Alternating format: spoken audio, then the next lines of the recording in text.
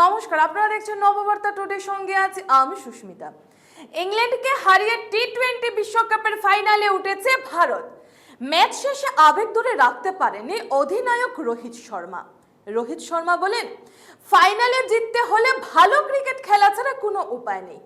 আমরা এবার আক্রমণাত্মক ক্রিকেট খেলছি, সেটাই ফাইনালে আরো একবার খেলতে চাই।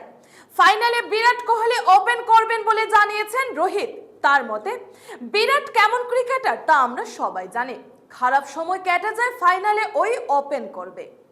ভারতীয় স্পিনারদের প্রশংসা করে রোহিত বলে, অক্ষর ও কুলদীপ খুব অভিজ্ঞ স্পিনার, ওরা বুদ্ধি করে বল করে।